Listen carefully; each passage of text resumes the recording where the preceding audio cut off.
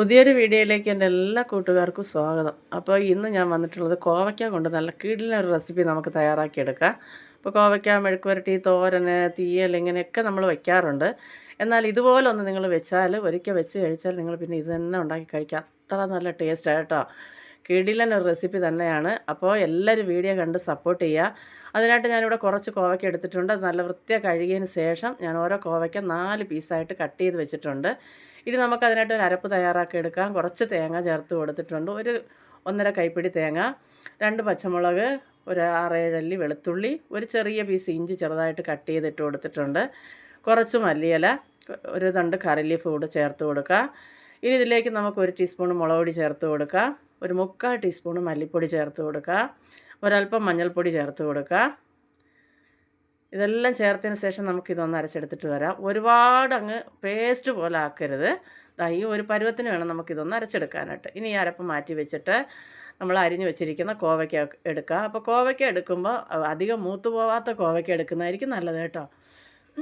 അപ്പോൾ ഇനി നമുക്കിതിലേക്ക് ഈ അരച്ച് വെച്ചിരിക്കുന്ന അരപ്പ് ചേർത്ത് കൊടുക്കുക. രുചിക്ക് ആവശ്യത്തിനുള്ള ഉപ്പ് ചേർത്ത് കൊടുക്കുക.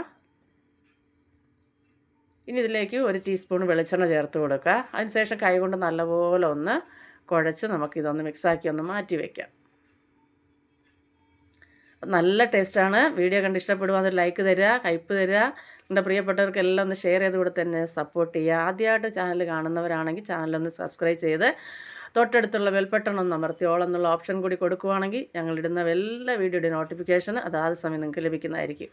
അപ്പോൾ അതാ കുറച്ച് സമയമായിട്ടുണ്ട്. ഇനി നമുക്കിതാ ഒത്തിരി സമയമൊന്നും വെക്കേണ്ട കേട്ടോ. ഞാൻ ഈ പാനൊന്ന് ചൂടായി അതിലേക്ക് എണ്ണ ഒഴിച്ചു. നമുക്കിനി കോവയ്ക്ക ഒന്ന് വറുത്തെടുക്കാം.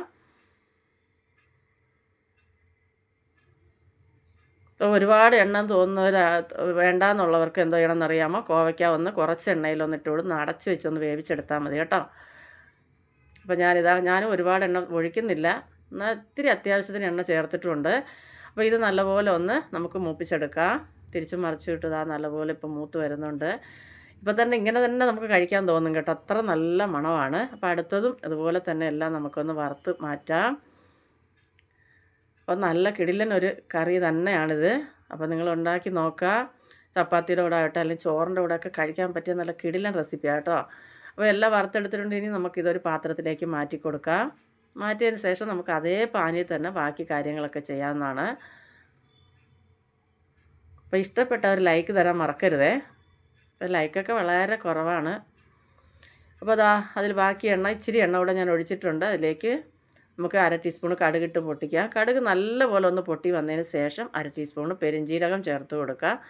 പെരുംജീരകം ഒന്ന് പൊട്ടിയതിന് ശേഷം നമുക്കതിലേക്ക് 1 സവാള ഞാനിവിടെ ചെറുതായിട്ട് അരിഞ്ഞ് വെച്ചിട്ടുണ്ട്, അത് ചേർത്ത് കൊടുക്കുക. ഈ സവാള ഒന്ന് വഴറ്റിയെടുക്കുക.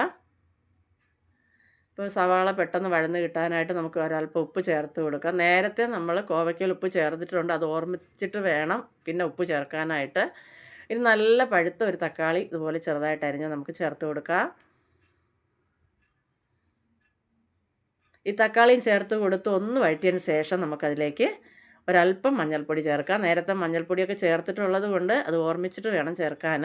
1/2 ടീസ്പൂൺ മുളക് പൊടി ചേർത്തിട്ടുണ്ട്. ഒരു 1/2 ടീസ്പൂൺ ഗരം മസാല ചേർത്ത് അതിൻ്റെ പച്ചമണം മാറുന്നവരെ നമുക്ക് നല്ലപോലെ ഒന്ന് വഴറ്റിയെടുക്കാം. അപ്പോൾ ആ പൊടിയിലെല്ലാം പച്ചമണം ഒന്ന് മാറിക്കിട്ടട്ടെ, അതുവരെ ഒന്ന് വഴറ്റിയെടുക്കുക.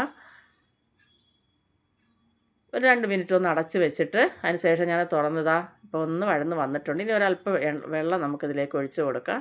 എത്ര വേണമെന്ന് വെച്ചാൽ ഗ്രേവിക്ക് അനുസരിച്ചുള്ള വെള്ളം ഒഴിച്ച് കൊടുത്ത് ഒന്ന് തിളച്ച് വരുമ്പോൾ നമ്മൾ വറുത്ത് കോരി വെച്ചിരിക്കുന്ന നമ്മുടെ കോവയ്ക്കയും മസാല ചേർത്ത് വെച്ചിട്ടില്ലേ അതെല്ലാം കൂടെ നമുക്കിതിലേക്ക് ചേർത്ത് കൊടുക്കാം. അതിന് ശേഷം നമുക്കൊന്ന് അടച്ച് വെച്ച് കുറഞ്ഞ ഫ്ലെയിമിൽ വെച്ച് ഒന്ന് വറ്റിച്ചെടുക്കാം.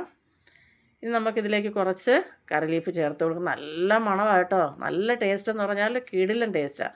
കുറച്ച് മല്ലിയിലയും കൂടെ ചേർത്ത് കൊടുത്ത് ഞാനിത് വാങ്ങി വെച്ചിട്ടുണ്ട്. കാണുമ്പോൾ തന്നെ നിങ്ങൾക്ക് അറിയാമല്ലോ, ഇത് കാണുമ്പോൾ തന്നെ നമുക്ക് കഴിക്കാൻ തോന്നും, അത്ര കിടിലൻ ടേസ്റ്റാണ്. അപ്പോൾ ഒരിക്കലെങ്കിലും ഉണ്ടാക്കി നോക്കുക. അഭിപ്രായങ്ങളൊക്കെ ഒന്ന് കമൻറ്റായിട്ടൊക്കെ അറിയിക്കുക. നിങ്ങളുടെ കമൻറ്റൊക്കെ കാണുമ്പോഴാണ് കൂടുതലായിട്ട് വീഡിയോ ചെയ്യണമെന്നുള്ള ഒരു താല്പര്യം ഉണ്ടാകുന്നത്. അപ്പോൾ നിങ്ങളുടെ സപ്പോർട്ടിനും സ്നേഹത്തിനും തരുന്ന എല്ലാ കൂട്ടുകെട്ടിനും നന്ദി കേട്ടോ. അടുത്തൊരു വീഡിയോ ആയിട്ട് ഓടിയെത്തും വരെയും എൻ്റെ എല്ലാ കൂട്ടുകാർക്കും ബായ്.